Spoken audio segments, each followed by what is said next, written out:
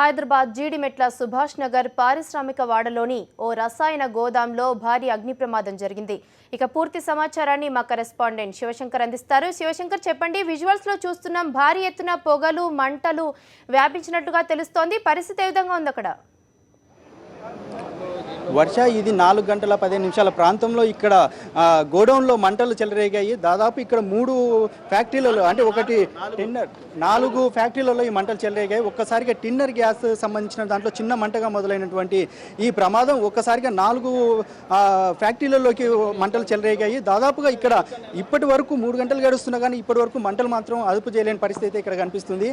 ఎప్పుడైనా సరే జీడిమెట్లలో మనం గమనించినప్పుడు కెమికల్ ఫ్యాక్టరీలు ఎక్కువగా ఇక్కడ ఉండడం చేత ఇటువంటి ప్రమాదాలు తరచూ సంభవిస్తున్నాయి. దాదాపుగా ఇక్కడ 4 గంటల 15 నిమిషాలకు స్టార్ట్ అయినటువంటి ఈ మంటలు ఇప్పటి వరకు కూడా అదుపు చేయలేని పరిస్థితి కనిపిస్తుంది. కుక్కడపల్లి, జీడిమెట్ల చుట్టుపక్కల ప్రాంతాల నుంచి ఫైర్ ఇంజన్లు వచ్చి మంటలను అదుపు చేసేందుకు విశ్వ ప్రయత్నాలు చేస్తున్నప్పటికీ కూడా వీటిని కొంచెం కూడా తగ్గుముఖం పట్టే పరిస్థితి ఇక్కడ కనిపించట్లేదు.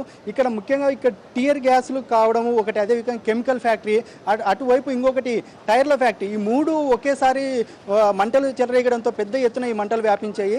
దాదాపుగా 10 కిలోమీటర్ల మేర వరకు ఈ పొగ మొత్తం వ్యాపించి జీడిమెట్ల ప్రాంతం నుంచి ఇక్కడ ఫైర్ యాక్సిడెంట్ జరిగిన ఈ ప్రాంతం దాదాపు బేగంపేట వరకు కూడా దీని పొగలు మాత్రం కనిపిస్తున్నాయి. ఇక్కడ చుట్టుపక్కల ప్రజలు కూడా తీవ్ర భయాందోళనకు గురవుతున్నారు. ఇక్కడ చూసుకున్నట్టయితే ఫైర్ ఇంజన్ సిబ్బంది కూడా పెద్ద ఎత్తున ఇక్కడ శ్రమిస్తున్నారు. దాదాపుగా 3 గంటల నుంచి కూడా శ్రమిస్తున్నప్పటికీ కూడా ఇక్కడ మంటలు మాత్రం అదుపు చేయలేని పరిస్థితి కనిపిస్తుంది. ఇక్కడ మనం చూడొచ్చు చాలా పెద్ద ఎత్తున మంటలు చెలరేగినవి ఇప్పటి వరకు కూడా అదుపు చేయలేని పరిస్థితి కనిపిస్తుంది.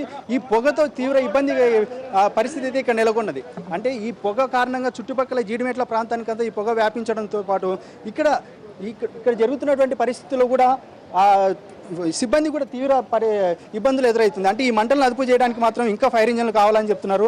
దాదాపుగా 5-8 ఫైర్ ఇంజన్ల వరకు కావాల్సి ఉంటుంది అంటున్నారు. ఇప్పటికి కేవలం 3 ఫైర్ ఇంజన్లు మాత్రమే చేరుకున్నాయి. ఈ మంటలను అదుపు చేయాలంటే ప్రతి క్షణం ఇక్కడ టియర్ గ్యాస్లు పేలడంతో పాటు పెద్ద ఎత్తున మంటలు వ్యాపిస్తున్నాయి. ప్రతి 10-20 నిమిషాలకు ఒకసారి అంటే అక్కడ టియర్ సిలిండర్లు పేలడంతో పెద్ద ఎత్తున మంటలు వ్యాపిస్తున్నాయి. మనం విజువల్స్లో చూడొచ్చు.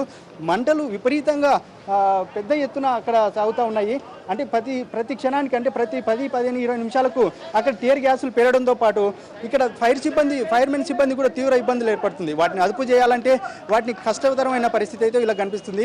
ఇక్కడ స్థానికులు చెప్తున్నది మాత్రం ఇక్కడ పర్మిషన్ లేనివి ఎక్కువగా ఇక్కడ కెమికల్ ఫ్యాక్టరీలో ఉండడము ప్రధాన కారణమని, ఎక్కువ సంఖ్యలో నిల్వ ఉంచడం వల్లనే అక్కడ ఫైర్ ఇంజన్ మనం చూడొచ్చు. ఆ టియర్ గ్యాస్లు ప్రతి క్షణం అట్లా ప్రతి 15-20 నిమిషాలకు ఒకసారి పేలుతూ ఈ చుట్టుపక్కల ప్రాంత ప్రజలకు మాత్రం తీవ్ర భయాందోళనకు గురి చేస్తున్నాయి. మనం విజువల్స్లో స్పష్టంగా చూడొచ్చు. పెద్ద ఎత్తున టియర్ గ్యాస్ ఒక్కసారిగా పేలడంతో చుట్టుపక్కల అంటే ఈ ఫ్యాక్టరీలకు ఎక్కడ మంటలు వ్యాపిస్తాయని చెప్పి చుట్టుపక్కల ఫ్యాక్టరీల వాళ్ళు కూడా తీవ్ర భయాందోళనకు గురవుతున్నారు. ఫైర్ మెన్స్ కూడా వీటిని మంటలను అదుపు చేయలేని పరిస్థితి అయితే ఇలా కనిపిస్తుంది. పెద్ద సంఖ్యలో ఇక్కడ గోడౌన్లో నిల్వ ఉంచడం దీనికి ప్రధాన కారణం అని చెప్తున్నారు. దాదాపు 1 కోటి రూపాయల వరకు ఇక్కడ సామాగ్రి నిల్వ ఉంచినట్టు తెలుస్తుంది. ఇక్కడ కొంతమంది స్థానికులు ఉన్నారు, వీళ్ళని అడిగి తెలుసుకున్నాం. చెప్పండి, ఇక్కడ ప్రతిసారి ఈ జీడిమెట్లలో ఇటువంటి ఫైర్ యాక్షన్లు జరుగుతున్నాయి, ప్రధాన కారణం ఏంటి అసలు? ఇవన్నీ కూడా అధికారుల నిఘా లేదు. మెయిన్గా ఇవన్నీ కంపెనీస్ కూడా ఏదైతే కెమికల్ గోడౌన్స్ ఇక్కడ ఏదైతే సాల్వెంట్ చేస్తున్నారో ఇవన్నీ కూడా అన్అఫీషియల్గా అన్అథరైజ్డ్గా ఎలాంటి అధికారుల నుంచి అనుమతులు పొందకుండా చేసినటువంటి గోడౌన్స్. వీటి వల్ల కంటిన్యూగా వారంకి ఒకసారి 10 రోజులకు ఒకసారి ఇలాంటి జరుగుతూనే ఉన్నాయి, ఇలాంటి ఇన్సిడెంట్ జరుగుతూనే ఉన్నాయి.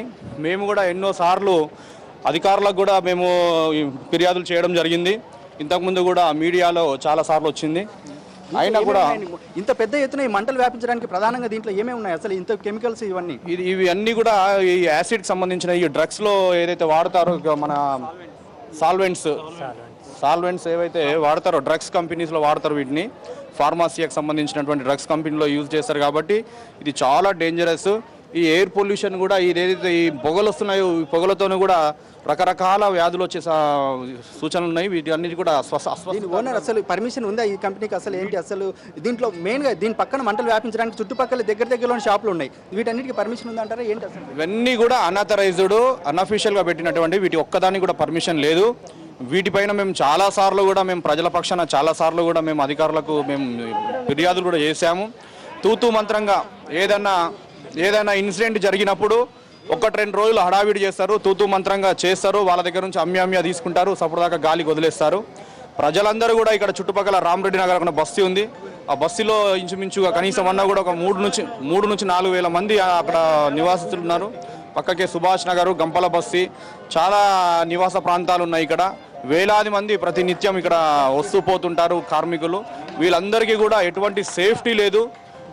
ఇవన్నీ కూడా చూస్తుంటే రాబోయే కాలంలో వీటి వల్ల జీడిమెట్ల ప్రాంతం అనేదే నీకు కనబడకుండా అవుతుందేమో అని చెప్పేసి భయం కూడా వేస్తుంది. మొత్తం మీద మనం చూసుకోవచ్చు, అంటే ఇక్కడ దాదాపు చుట్టుపక్కల ప్రాంతాల వాళ్ళందరూ నిత్యం ఇక్కడ తిరుగుతూ ఉంటారు. అయితే ఇలా తరచూ జీడిమెట్లలో ప్రమాదాలు గురి కావడం వల్ల చుట్టుపక్కల వారితో పాటు ఇక్కడ పనిచేసే వాళ్ళతో పాటు చాలా మందికి ఇబ్బంది అవుతుందని, ఇలా అనాథరైజ్డ్ కంపెనీలు ఏమన్నా ఉంటే వాటిని గుర్తించేసి అంటే లిమిటెడ్గా వీలైనంత వరకు వాటిలో స్టోరేజ్ చేసుకునేంత విధంగానే వాటిని పర్మిషన్ ఇవ్వాలని చెప్తున్నారు. వీటితో పాటు ఇక్కడ కెమికల్స్ ఇవన్నీ అగ్ని ప్రమాదం ఏదైనా జరిగినప్పుడు చుట్టుపక్కల వ్యాపించకుండా వీలైనంత త్వరగా చర్యలు తీసుకోవాలంటున్నారు. అదేవిధంగా ఇక్కడ ఫైర్ సిబ్బంది కూడా అంటే వీటికి కష్టంగా తయారైంది, వీళ్ళు మంటలు ఆపేందుకు. వీటితో పాటు వీళ్ళను చుట్టుపక్కల నుంచి ఏదైనా అగ్ని ప్రమాదం జరిగితే వీలైనంత త్వరగా ఇక్కడ చేరుకునేందుకు కూడా ఫైర్ ఇంజన్లు రావాలని చెప్తున్నారు. కొంతమంది ప్రతినిధులు కూడా ఉన్నారు, వీళ్ళని కూడా అడిగి తెలుసుకుందాం. సార్, ఇక్కడ జీడిమెట్లలో తరచూ ప్రమాదాలు జరుగుతుంటాయి, వీటిని అదుపు చేయాలంటే ఎటువంటి చర్యలు తీసుకోవాలంటారు?